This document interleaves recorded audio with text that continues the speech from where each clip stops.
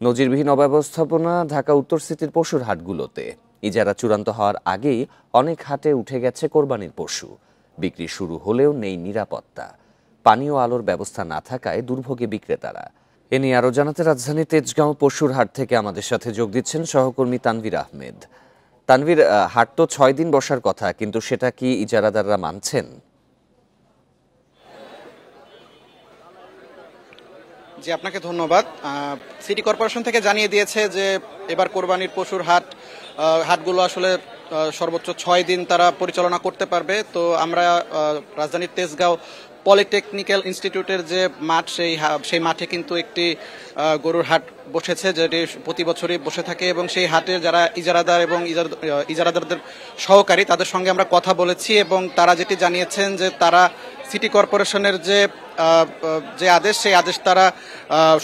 সেই আদেশের প্রতি সম্মান জানিয়েই তারা হাট পরিচালনা করবে এবং আগামী 6 দিন 2 তারিখ থেকে 8 তারিখ পর্যন্ত মোট 6 দিন তারা হাট পরিচালনা করবে। এবং এখন পর্যন্ত হাটে কোনো বেচা কেনা শুরু হয়নি, এখন আসলে শেষ মুহূর্তের প্রস্তুতি চলছে। আপনারা দেখতে পাচ্ছেন যে বৈরী আবহাওয়ার কারণে কিন্তু হাটের যে পরিবেশ, সেই পরিবেশ কিছুটা কিন্তু আসলে মানে অনেকটাই কাদায় পরিপূর্ণ রয়েছে। এবং আরেকটি বিষয় হচ্ছে এই হাটে কিন্তু পাবনা, সিরাজগঞ্জ, মুন্সিগঞ্জ এবং আরো অনেক দূর দূরান্ত থেকে কিন্তু রাখালরা এসেছে গরু নিয়ে, এবং এর ফলে কিন্তু আসলে তাদের অসুস্থতার একটি বিষয়ও আসলে লক্ষ্য করা যাচ্ছে, এবং তারা কিন্তু অনেকটা শঙ্কায় রয়েছে তাদের গরুগুলো আদৌ আগামী 2-3 দিন যদি এরকম বৃষ্টি হতে থাকে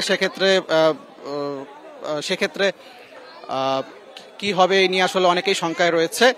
তো এখন যে আর্থিক নিরাপত্তা, সেটিতে কি কোনো ধরনের ব্যবস্থা নেওয়া হয়েছে? আমরা ইজারাদার কর্তৃপক্ষের সঙ্গে কথা বলেছি এবং তারা যেটি বলেছেন যে তারা যে নিরাপত্তার বিষয়গুলো রয়েছে বা তাদের নিরাপত্তার বিষয়ে তারা যথেষ্ট উদ্যোগী, এবং তারা এই বিষয়ে আরো বিভিন্ন পদক্ষেপ নেবে। এজন্য তারা আসলে এখন প্রস্তুতির কাজগুলো চালাচ্ছে এবং 2 তারিখ থেকে তাদের সম্পূর্ণ প্রস্তুতি সম্পন্ন হবে বলে তারা জানিয়েছেন। এখন পর্যন্ত এই ছিল রাজধানীর তেজগাঁও গরুর হাট থেকে সর্বশেষ। তেজগাঁও গরুর হাট থেকে জানাচ্ছিলেন সহকর্মী তানভীর আহমেদ।